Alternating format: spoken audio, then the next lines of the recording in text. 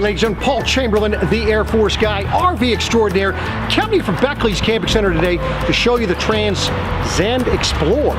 This is a 265 bunkhouse.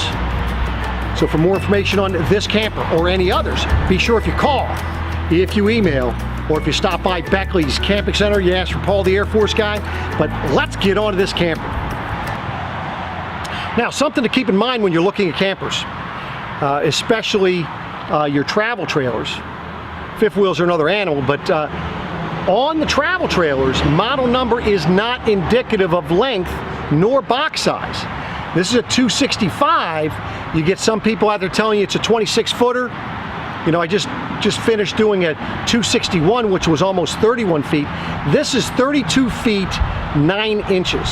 Has a dry weight of about 6,400 pounds. Now, I will have all the links or all the specs and pricing at the end of this video, as well as down below. So do check that out. Now on the Transcends, do check out the metal, because this metal, it has a crystal coat on it, so you're going to feel it does have some texture to it. It's also thicker, 30 to 40% thicker than the other metal that is on other campers. What's that mean to you? It's going to be much more durable and going to last longer. The front here, you're going to notice how they transition it. It is overlapping, so that way there, as the water's running down, it doesn't have a seam that it can get into. You're going to have your 2 propane bottles of 20-pounders up here, as well as you could put 2 batteries up front here if you wanted to. Now, typically you're provided with one when you do purchase one of these. And those of you that want to do some boondocking, they do have a solar charge connection from RVIA on there to help extend your boondocking experience. Now here on your off-door side, this is where you're going to go ahead and be hooking up your water, cable, your sewer hose as well.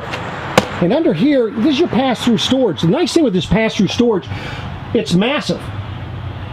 And these lights, you can have them set on, off, or on sensor. That way there, once it senses motion, they would turn on.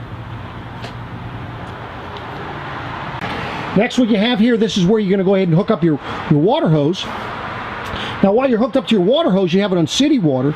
But let's say you wanted to fill up your fresh water tank because you're going to go somewhere and you want to have some water. All you do is turn it right from here. It'll fill your fresh water tank. I'm going to show you later where you'll be able to tell when it's full. You have an actual overflow valve. So that's right there.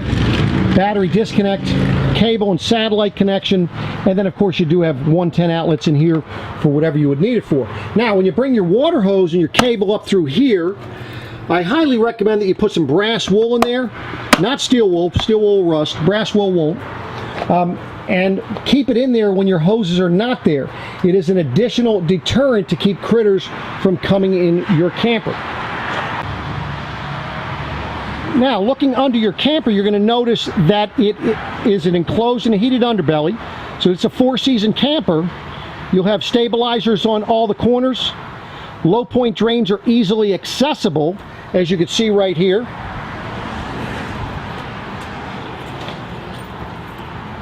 And then, of course, your dump valves are right here. Makes it very easy. It's not underneath the slide out.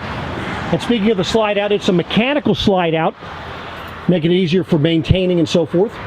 And then, when you're emptying that black tank, it does have the black tank rinse. You're able to hook a garden hose to that, rinse out your black tank. It alleviates the issue with you taking the hose in and putting it down the toilet. Back in the back here, you're going to notice there's your water heater. This is an Atwood water heater. I'll link down below on how to operate that. Quite importantly, you can get up to almost 18 gallons of hot water an hour. Just giving you a look underneath here. On the back of the camper, you're going to notice your spare tire will be hung there. And then you also have outside storage, additional from up front, and then your wired frame for that Furrion rear observation camera. Now, when you're looking in here, notice that the door does have a magnet to hold up. There's a light inside this storage, so at night you'll be able to get into here. This is underneath the underneath your bunk bed, so it's nice additional storage. Now we're looking down the door side. So I told you there was a manual way to fill your freshwater tank. That's here, as well as up in the front there. But then that means your dump is going to be down under here. Anytime you see where your fill is, your manual fill, then your dump is close to it, and you can see it's right here.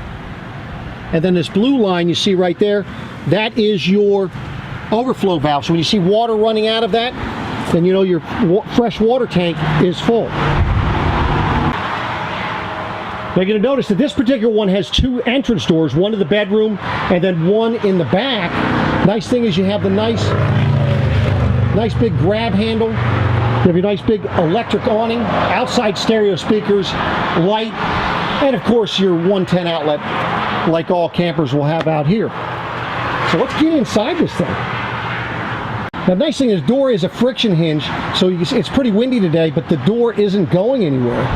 You got probably about a 10-15 mile an hour wind. So let me just come in here and kind of give you a preview of this layout. Bunks are to the rear.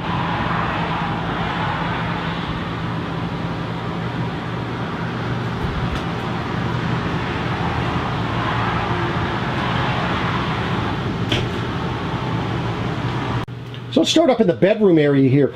Nice, this is a residential style queen bed, 60 by 80, meaning that way there you're going to be able to use your residential queen sheets for this particular mattress. It makes it easier also for you to replace it. You're going to notice there's not a window in the door, but it does have a little peephole. Nice thing with that way there you put the kids to bed, you want to sneak out to the campfire, you're able to do that without disrupting them. And of course you're going to have storage on either side, down below, also up above. And then on that side you're going to have USB port. I say it's 12 volt because it's hooked to your 12 volt system, but I understand it's not 12 volts, but it is using your 12 volt system. Then on this side you're going to have 110. Now also notice how you have a nice big pocket door leading into the bathroom. The nice thing with this is now you're able to throw a towel down on the ground here. You have this whole area here in the bathroom to go ahead and get ready, because you have another big pocket door leading up to the camper. So what you're able to do is you're able to close this one pocket door. Let me show you what that would look like. Close this one pocket door, and then look at how much room that you have in your bathroom.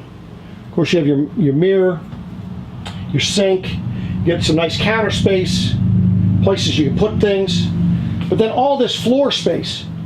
So you're able to set your towel down here, put your clothes on the bed, and then you got a place to get ready. Nice big shower, even for tall people, and you have the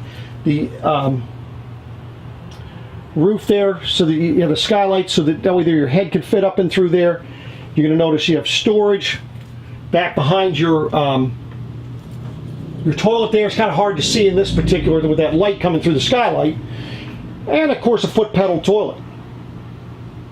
Notice how the heat ducts are off the floor, but you do have AC in here, you have heat in here for the bedroom and for the bathroom. And then of course, last but not least, you do have the vent fan. Nice thing with this type of vent fan is you don't need a window open, so you're not going to be pulling that warm air in. You're just going to be exhausting the moisture from the bathroom. So coming into the rest of your camper, this is looking backwards here. So the first thing you're going to do, notice as you come in the door, there's a motion sensor light. And so once it senses motion, if you have it in the sensor position, it'll come on. That way there you're going to be able to see where your light switches are for your slide control, your awning, of course your water heater, water pump, all that's right here. Check all your levels. Now I will have a video linked showing you how to properly use your Atwood water heater. I'll have that link below as well as at the end of the video, so you're able to watch that. Quite informative information. Make sure that you can maximize your water heater. Jensen AM FM CD stereo with a DVD player. It's Bluetooth. You have stereo speakers inside, stereo speakers outside, and then of course these cables right here, this is for your TV, so you're able, once you put a TV up there, then you're able to watch your DVDs. Now looking back to your bunk bed area, you're going to notice you have some drawers down below there. Nice little storage. And then of course you have a little place to hang some things here. And then for your taller children, typically they can step up here, step on that bunk bed to get up top there. Or if you needed to, they could always use this sofa to get up over. Nice thing, you have the railings there for the younger children. Notice they're going to have their own window, they have their own lights. Also 110 USB ports there. Nice big window right next to the sofa. Now this is kind of like a jackknife sofa. It's going to just flip forward like it would in the in one of the toy haulers. Let me show you what that would look like. So you have just a little jackknife sofa here. As you can see, this is jackknife. And to put it back up, all you're going to be doing is you're going to be lifting here. You're going to notice the back side is going to come up. Just pull that in place, and it just drops right down there. You're going to notice you have storage down below it, easily accessible. So that is the sofa area. Your dinette and the refrigerator's in the slide out. Notice the little blue lights that are up underneath there. So when you take the cushions off and you're accessing the storage space underneath, you actually have some light there. That'll also make a bed. Just take the table down, it has little slots, you take the legs off of it, it'll fit in the little slot there, put the cushions in there, and you've got yourself a little bed. So you have the nice Dinette refrigerator. And by the way, I'll have a link down below on how to properly use this. And I'll show you how to make it so that you're getting the most out of your refrigerator. Some people are not aware of how to set the temperature. They think just because the temperature setting is there, that's all that they need to know. But there is additional information that will be helpful to you. So right now I have the air conditioner running, and this is your Coleman Mach thermostat. I have a video show you how to use that. And now the nice thing is, using the Coleman Mach air conditioner, I have this running with the fan in the high mode, and the benefit to that, it is not going to be too loud when you want to watch a movie, or you're watching TV or listening to music.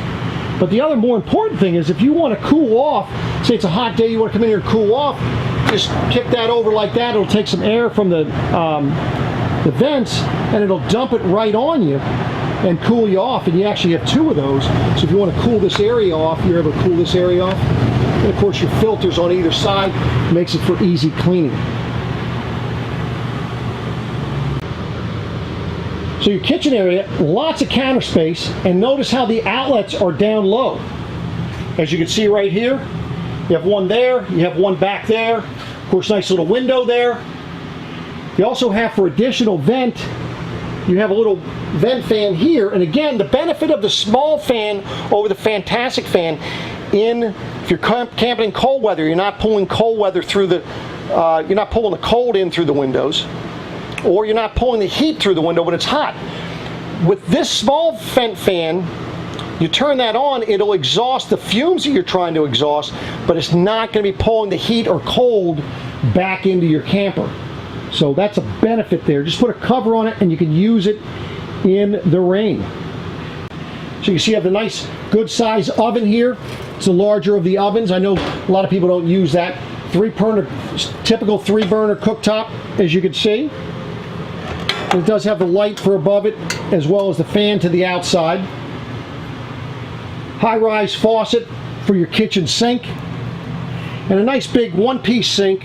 I know some people like the split sinks, some people like the one-piece sinks. It, just depends on what you're looking for.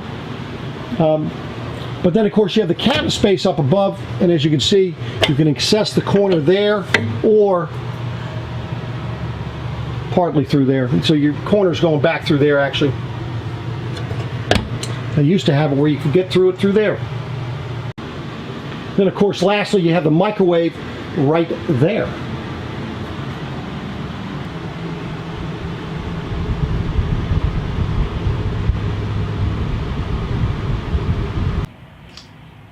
Okay, ladies and gentlemen, there you have it. The Transcend Xplor. This is a 265 BH. For more information on this camper or any others, be sure if you call, if you email, or if you stop by Beckley's Camping Center, you ask for Paul the Air Force guy.